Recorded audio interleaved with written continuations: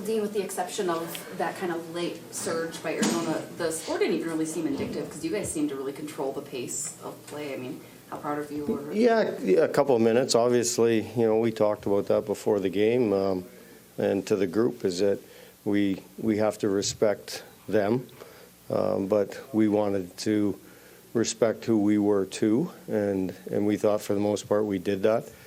There's a couple of minutes there that obviously we let down, but that team works their butts off, and they kept coming, and they're a gritty group, and they got a couple of real good looks, and were able to score at the end. But we were, for the most part, real happy with our game. You guys had 11 forwards, and then you're down to 10 for most of the second there. That was a little bit of adversity there.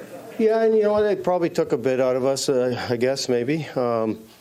I thought our guys handled it pretty well, with the juggling, and, we were able to keep for the most part our pace to the game. There's a couple of times, I can't even remember when it was, but we talked about, our not getting it deep when we had the opportunity, a couple of turnovers, but not anything that was really super glaring. So we can take a lot of positives, out of the game. Were you surprised it shook out that way, where you guys ended up a man down after everything went down between? Yeah, and we obviously talked to the refs, and that their guy comes off the bench and skates right to Moose, and he gives him a push, and I can see their thought process is like, that Moose starts, and Moose didn't start it. Moose was going to the bench, and their guy came off the bench, which is not, to go right at a guy. And if you're, Marcus Foligno, and arguably one of their tougher players, skates right at you, what are you supposed to do? Just stand there?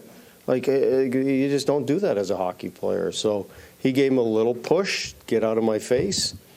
So, I understand why Moose was rattled. Sure, does he have to hold his composure? Sure. I think the refs realized what happened after, because the same player does the same exact thing, and he gets a penalty for it. So I don't know which one is it, right?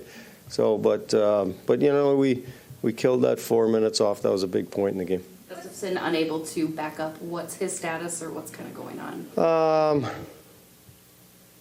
Upper body. Got an upper body the other day in practice, and that's why he was starting today.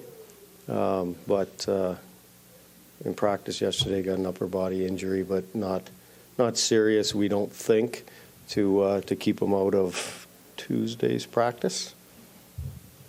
What's been the change in Matt Boldy's game recently that he's just been able to capitalize more frequently? I think he's simplified his game. I think he's trying to be too finessey, trying to make too many passes, and the perfect play as opposed to just letting it go, going straight forward. And I think that's something that he's concentrated on, not only going forward with the puck, but with his feet. He's skated well, he's getting to the net, and he's shooting the puck.